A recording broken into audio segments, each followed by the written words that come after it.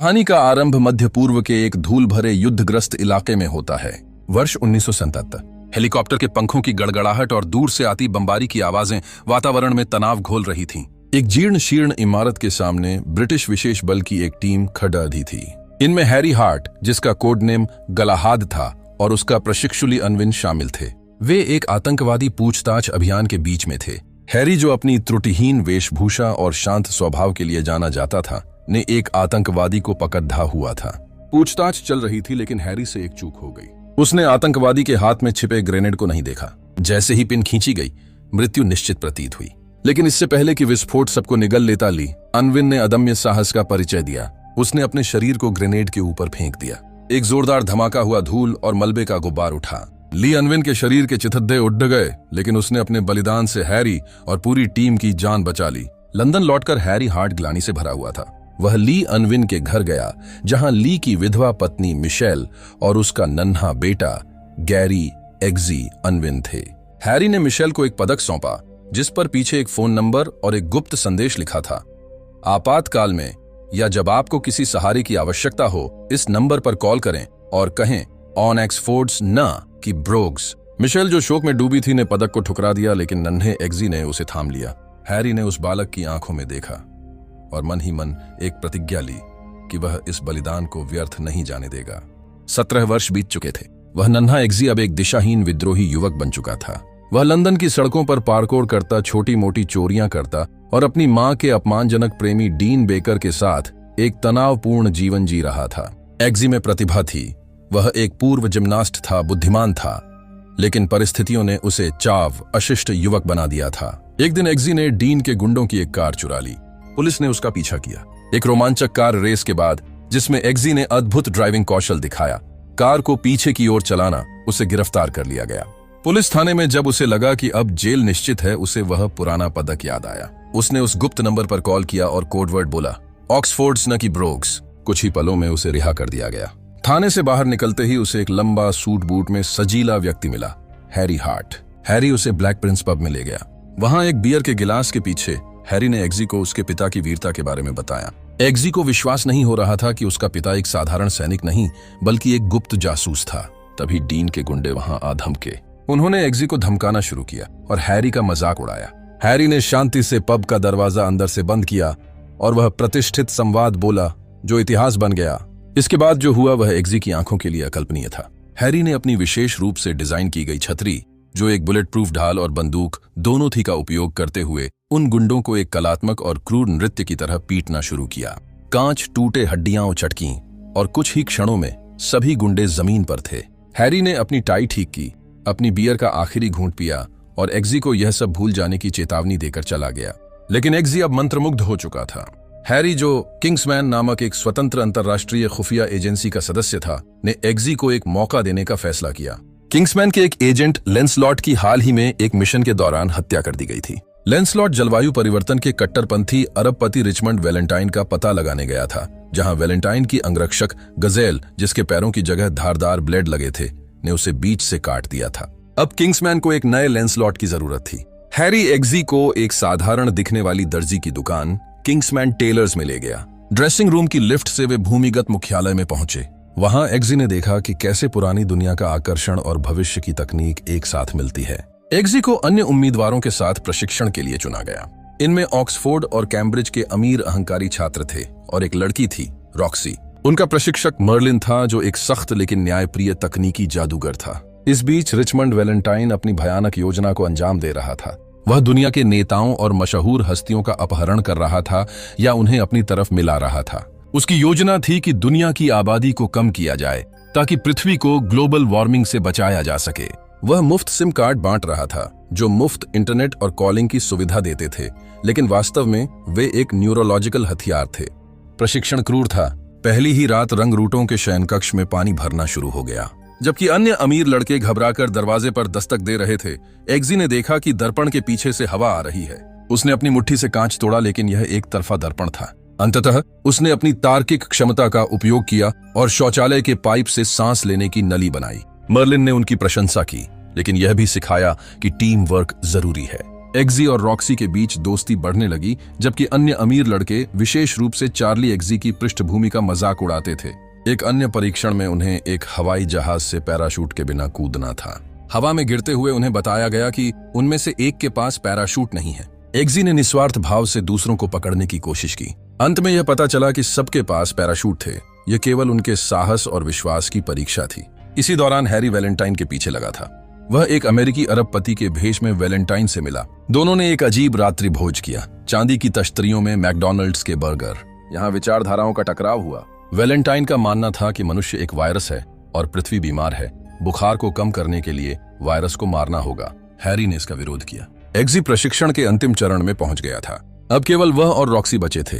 अंतिम परीक्षा थी, अपने ही पालतू कुत्ते को गोली मारना, जिसे उन्होंने प्रशिक्षण के दौरान पाला था। एग्जी के पास उसका कुत्ता जेबी, जैक बाउर था। आर्थर, जो किंग्समैन का प्रमुख था, ने एग्जी को आदेश दिया कि वह कुत्ते को मार दे।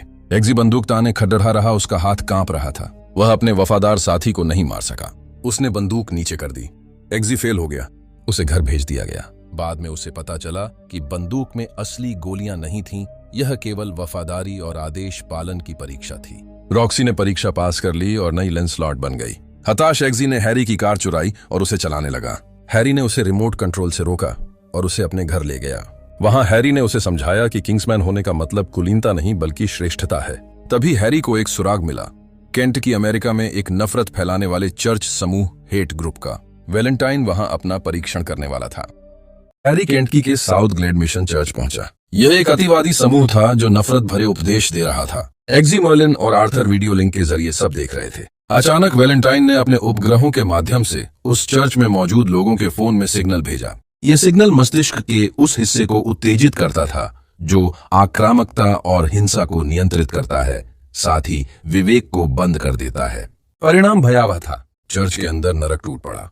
लोग एक दूसरे को पागलों की तरह मारने लगे। हैरी, जो एक प्रशिक्षित हत्यारा था, इस सिग्नल के प्रभाव से अछूता नहीं रहा। उसने अपनी बंदूक निकाली और एक नग्न तांडव शुरू किया। एक के बाद एक उसने दर्जनों लोगों को मौत के घाट उतार दिया। यह दृश्य हिंसा का एक खूनी बैले था, जहां हैरी ने चाकुओं, बंदूकों और यहां तक कि बाइबल का उपयोग करके लोगों को मारा।